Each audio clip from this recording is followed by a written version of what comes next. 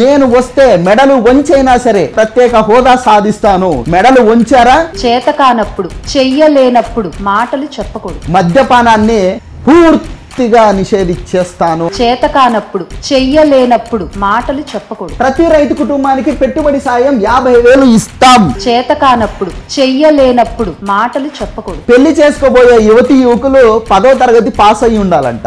చేతకానప్పుడు చెయ్యలేనప్పుడు మాటలు చెప్పకూడదు. ముసలోడని ఇష్టం వచ్చినట్టు మాట్లాడతావా? ఈ రోజు నీకున్నటువంటి ఈ వయ్యారాలు సింగారాలన్నీ శాశ్వతంగా ఉండిపోతాయా? నీ తోలు లూజ్ అవ్వదా?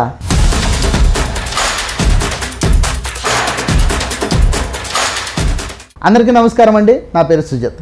ఈరోజు మనము ఒక ఇంట్రెస్టింగ్ వ్యక్తి గురించి మాట్లాడుకుందాం. వైఎస్ఆర్సీపీ మహిళా అధికార ప్రతినిధి ఆర్ఎస్ శ్యామల రెడ్డి గారు హైదరాబాద్లో ఉంటారనమాట. ఆవిడికి అప్పుడప్పుడు ఒక స్క్రిప్ట్ వెళ్తుంటుంది. ఆ స్క్రిప్ట్ వెళ్ళినప్పుడల్లా ఆవిడ ఏం చేస్తుందంటే హైదరాబాద్లోనే ప్రెస్ మీట్ పెట్టి కొన్ని పిట్ట కథలు కూడా చెప్తుంటుంది. చాలా తెలివైన దాన్ని, నాకు ఉన్నటువంటి విజ్ఞానం ఇంకెవరి దగ్గర లేదని విజ్ఞాన ప్రదర్శన కూడా చేస్తూ ఉంటుంది అనమాట. ఇక్కడ శ్యామల గారు మాట్లాడుతూ ఏమంటారంటే, చేత కానప్పుడు చెయ్యలేనప్పుడు ఆశలు కల్పించకూడదు అని చెప్పేసి మాట్లాడతారనమాట. నేను శ్యామల గారిని డైరెక్ట్ గా అడుగుతాను, చేత కాదు చెయ్యలేను ఆశలు కల్పించడం ఎందుకు? ఈ పదప్రయోగం మీరు చేసింది జగన్మోహన్ రెడ్డికి అని నేను నమ్ముతున్నాను, జనాలు కూడా నమ్ముతున్నారు. ప్రతిపక్ష హోదా కూడా లేకుండా ఎందుకు 11 సీట్లు మాత్రమే ఇచ్చి బెంగళూరుకు పరిమితం చేశారు అనే దానికి బెస్ట్ ఎగ్జాంపుల్ చెప్తానేనండి. మీ జగన్మోహన్ రెడ్డి గారు 2019లో ముఖ్యమంత్రి అవడం కోసం ఇచ్చినటువంటి నవరత్నాల మేనిఫెస్టోలో మొదటగా యువతకి ఉపాధి, ఇందులో ప్రత్యేక హోదా సాధన కోసం అలుపెరుగని పోరాటం చేస్తున్నాం, హోదా సాధన ద్వారా ఉద్యోగాల విప్లవం తీసుకొస్తామని చెప్పేసి ఆయన చెప్పారు. నేను వస్తే మెడలు వంచైనా సరే ప్రత్యేక హోదా సాధిస్తాను. ఈ ప్రత్యేక హోదా వస్తే మనకు ప్రత్యేకమైనటువంటి బెనిఫిట్స్ వస్తాయి రాష్ట్రానికి. ఆ బెనిఫిట్స్ రావడం వల్ల ఏమవుతుందంటే కంపెనీలు, పెట్టుబడులు పెట్టే వాళ్ళు మన వైపు అత్యధికంగా వస్తారు. తద్వారా రెవెన్యూ జనరేట్ అవుతుంది, యువతకు ఉపాధి దొరుకుతుంది, ఉద్యోగాలు దొరుకుతాయి అని చెప్పేసి నమ్మబలికి అధికారంలోకి వచ్చారు. ప్రత్యేక హోదా సాధించారా? మెడలు వంచారా? మరి చెయ్యలేనప్పుడు, చేతగానప్పుడు ఆశలు కల్పించడం దేనికి శ్యామలారెడ్డి గారు? అలాగే రాష్ట్రంలో ఉన్నటువంటి ఖాళీలు 2,30,000 ఉద్యోగాలను భర్తీ చేస్తాను. ప్రతి సంవత్సరం జనవరి 1వ తారీఖున ఉద్యోగాల భర్తీకి సంబంధించినటువంటి క్యాలెండర్ ని రిలీజ్ చేస్తానని కూడా శ్యామలారెడ్డి గారు, మీ జగనన్న గారు చెప్పడం జరిగిందనమాట.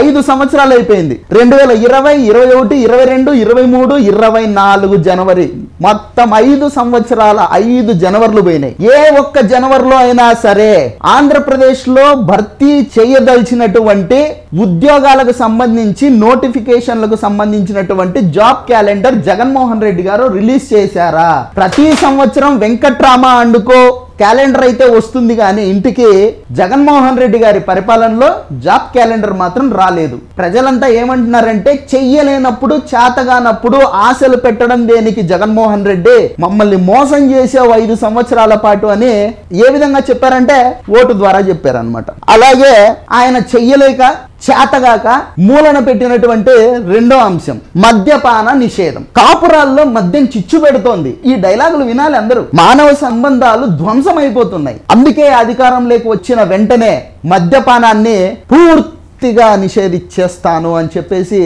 జగన్మోహన్ రెడ్డి గారు 2019 మేనిఫెస్టోలో పెట్టడం జరిగింది. శ్యామలారెడ్డి గారు, నేను మిమ్మల్ని అడిగేది ఏంటంటే, చెయ్యలేనప్పుడు, చేతగానప్పుడు ఆశలు కల్పించడం దేనికి మహిళలకి? మద్యపాన నిషేధం ఎందుకు చేయలేదని మీరు ఈ రోజు జగన్మోహన్ రెడ్డి గారిని అడిగినట్టు నాకు అనిపిస్తుంది. నాకే కాదు, మీ మాటలు విన్న తర్వాత ప్రజలందరికీ అదే అనిపిస్తుంది. శ్యామలారెడ్డి గారు జగన్మోహన్ రెడ్డి గారి దగ్గర నుంచే డబ్బులు తీసుకొని జగన్మోహన్ రెడ్డి గారిని అడుగుతున్నారు ఈ క్వశ్చన్లన్నీ అని చెప్పేసి ప్రజలు కూడా అనుకుంటున్నారు. అలవిగాని హామీలలో మరొక ముఖ్యమైన అంశం ఏంటంటే, రైతులకు సంబంధించి జగన్మోహన్ రెడ్డి గారు ఆయన యొక్క ఖురాన్, బైబిల్, భగవద్గీత లాంటి మేనిఫెస్టోలో ఆయన చెప్పింది ఏంటంటే, ప్రతి రైతు కుటుంబానికి పెట్టుబడి సాయం 50,000 ఇస్తాం అని చెప్పాడు ఆయన. రైతులంతా ఒకసారి గుర్తు తెచ్చుకోండి, జగన్మోహన్ రెడ్డి గారు 2019 నుంచి 2024 వరకు 5 సంవత్సరాల పాటు ఏనాడైనా సరే పెట్టుబడి సాయం ఆయన చెప్పినట్టు 50,000 రూపాయలు పెట్టుబడి సాయం ఇచ్చాడా?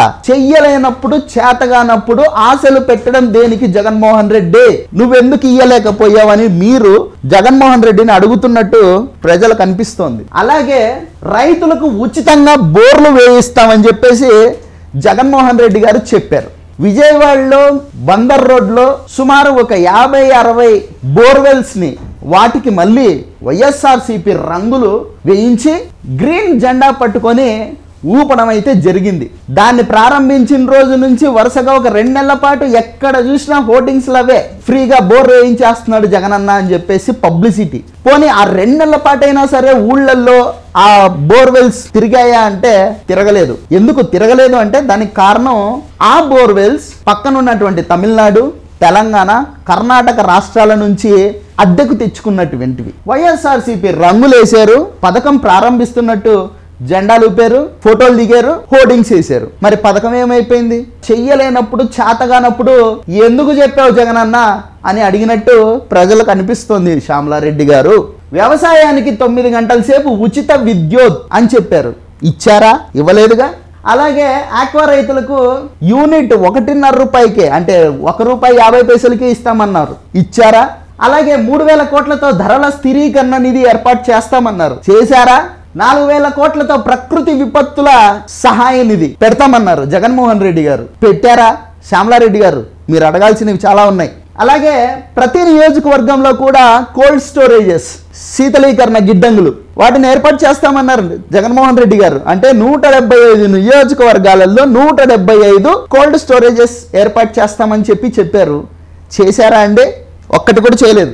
నువ్వు చేయలేవు, నీకు చేత కాదు, నువ్వు పనికిరావు ముఖ్యమంత్రిగా, ఎందుకన్నా ఇన్ని ఆశలు పెట్టావు అని దీన్ని చూపించి అడగాల్సి ఉండే మీరు. పింఛన్ల పెంపు, జగన్మోహన్ రెడ్డి గారు గతంలో 2,000 రూపాయలు ఉన్నటువంటి పెన్షన్ ని 3,000 రూపాయలు చేయడానికి 5 సంవత్సరాలు పట్టిందండి జగన్మోహన్ రెడ్డి గారికి. కానీ కూటమి ప్రభుత్వం అధికారం చేపట్టిన తొలి నెలలోనే 1,000 రూపాయలు పెంచి 4,000 రూపాయలు పెన్షన్ ఇస్తున్నారు అవ్వలకు, తాతలకు, అందరికి. పరిపాలన అంటే జబర్దస్త్ షో కాదు. పరిపాలన అంటే క్యాసినోలాడి డబ్బులు పోగొట్టుకొని డాలర్లు డిమాండ్ చేసినట్టు కాదు శ్యామలారెడ్డి గారు.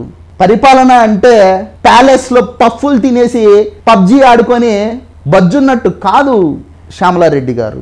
ఇంకొక అంశం కూడా చెప్తాను నేను. ఇక్కడ ఏమని ఇచ్చారంటే సిపిఎస్ రద్దు చేస్తాం అని చెప్పేసి హామీలు ఇచ్చారు వీళ్ళు. మాకు అవగాహన లేక హామీ ఇచ్చాం అని చెప్పేసి సజ్జల రామకృష్ణారెడ్డితో చెప్పించింది జగన్మోహన్ రెడ్డి కాదా? మరి చెయ్యలేనప్పుడు, చేతగానప్పుడు ఎందుకు హామీ ఇచ్చినట్టు? అన్ని ప్రభుత్వ శాఖల్లో ఉన్నటువంటి కాంట్రాక్ట్ ఉద్యోగుల్ని రెగ్యులరైజ్ చేస్తామని చెప్పేసి హామీ ఇచ్చి ఈ కాంట్రాక్ట్ అవుట్ సోర్సింగ్ ఉద్యోగుల్ని మోసం చేసింది జగన్మోహన్ రెడ్డి కాదా? జగన్మోహన్ రెడ్డి గారు అధికారంలోకి వచ్చిన వెంటనే రోడ్డున పడింది అవుట్ సోర్సింగ్ ఉద్యోగులు కాదా? పోలీస్ డిపార్ట్మెంట్లో ఉన్నటువంటి ఉద్యోగులకి వీక్లీ ఆఫ్స్ నేను ఇస్తానని చెప్పి నమ్మబలికి అదే పోలీస్ వ్యవస్థని ఇష్టారీతిని వాడుకున్నటువంటి వ్యక్తి జగన్మోహన్ రెడ్డి కాదా? తనని ఎవరైతే భుజాల మీద ఎత్తుకొని అధికార పీఠం వరకు తీసుకొచ్చారో క్రిస్టియన్ మైనారిటీస్, వాళ్ళని కూడా నిలువున నట్టేట ముంచేశాడు. ముస్లిం మైనారిటీలకు సప్లాన్ అమలు చేస్తానన్నాడు, చేశాడా? ఈ వైఎస్ఆర్ కానుక 1,00,000 రూపాయలు పథకానికి అర్హతలు కొన్ని కేటాయించాడు. అవి ఏంటివంటే పెళ్లి చేసుకోబోయే యువతి యువకులు 10వ తరగతి పాస్ అయ్యి ఉండాలంట. నాకు తెలియక అడుగుతాను, జగన్మోహన్ రెడ్డి గారు మీరు నిద్రపోయిన టైంలో ఇట్లాంటి నిర్ణయాలు తీసుకుంటారా, లేకపోతే మీరు ఆత్మలతో మాట్లాడి ఆ ఆత్మలు చెప్పినట్లు మీరు ఇట్లాంటి నిర్ణయాలు తీసుకుంటారో నాకు అర్థం కావట్లేదు. పెళ్లి చేసుకోబోయే అమ్మాయికి అబ్బాయికి 10వ తరగతి పాస్ అవ్వాలని ఈ దిక్కుమాలినటువంటి ఆంక్షలు ఏంటండి? అంటే చదువుకోని వాళ్ళు పెళ్లి చేసుకోవడానికి అనర్హులా? చెప్పండి సార్. కేవలం మైనారిటీల విషయంలోనే కాదు, జగన్మోహన్ రెడ్డి గారి సొంత కమ్యూనిటీ అయినటువంటి క్రిస్టియన్ కమ్యూనిటీని కూడా దారుణాతి దారుణంగా మోసం చేశారండి. క్రిస్టియన్ మైనారిటీ చెల్లెళ్లకు వైఎస్ఆర్ కనుక మళ్ళీ ఇక్కడ సేమ్ ఇదే, ఇక్కడ కూడా మళ్ళీ ఇక్కడ పెళ్లిళ్ళు చేసుకోవాలంటే 10వ తరగతి పాస్ అయి ఉండాలంట. ఎందుకు సార్? అంటే 10వ తరగతి చదవని వాళ్ళు పెళ్లిళ్ళు చేసుకునే రైట్స్ లేవా? పరిపాలన అంటే ఇష్టం వచ్చినట్టు ప్రజల సొమ్ము దొబ్బి తినడం కాదు శ్యామలారెడ్డి గారు. పరిపాలన అంటే ప్రభుత్వ భూముల్ని దోచుకోవడం కాదు శ్యామల గారు. అసలు మీరు ఆంధ్రప్రదేశ్ రాజకీయాల గురించి ఎందుకు మాట్లాడుతున్నారు? మీకు ఏ అర్హత ఉంది ఆంధ్రప్రదేశ్ గురించి మాట్లాడడానికి? మీ భర్త రెడ్డి కాబట్టి మీకు ఆ పార్టీలో అధికార ప్రతినిధి హోదా వచ్చి ఉండొచ్చు. మీరు అవంతి శ్రీనివాస్ గారికి చాలా దగ్గర మనిషి కాబట్టి మీకు జగన్మోహన్ రెడ్డి గవర్నమెంట్లో దోచుకోవడానికి ఒక ఛాన్స్ దొరుకుండొచ్చు గాక.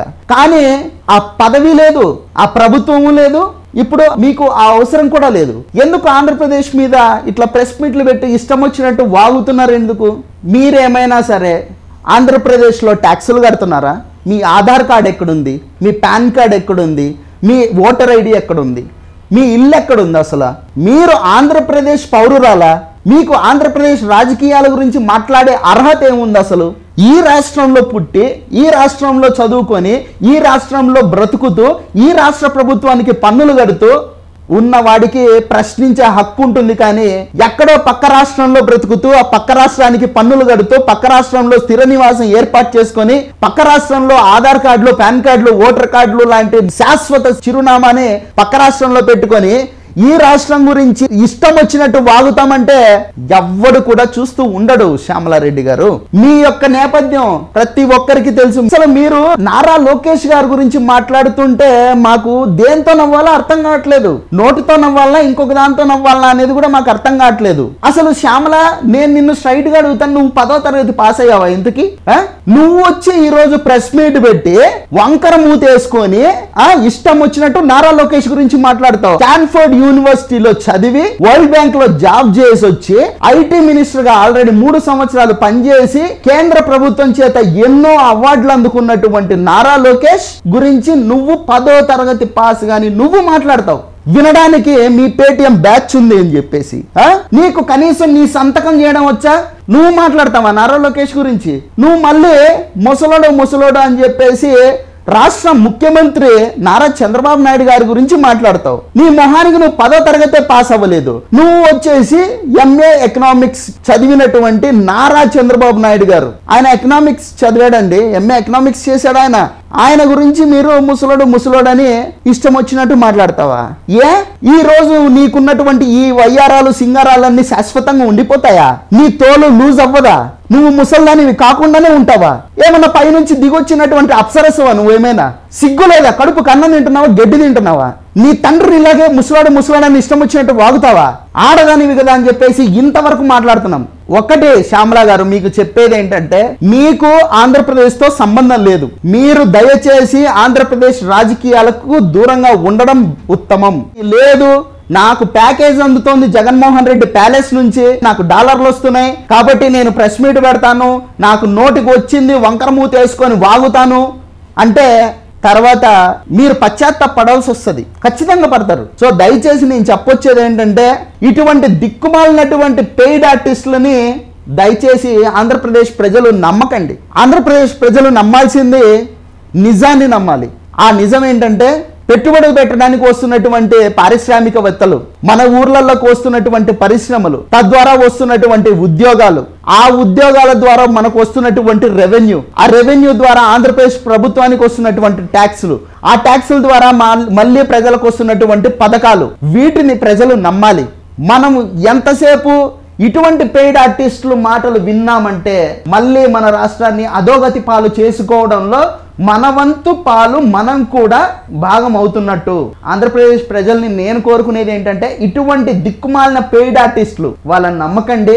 మనకి 18 గంటలు కాదు 20 గంటల సేపు పనిచేసేటటువంటి ఒక నిత్య శ్రామికుడైనటువంటి చంద్రబాబు నాయుడు లాంటి వ్యక్తి మనకు ముఖ్యమంత్రిగా ఉన్నారు.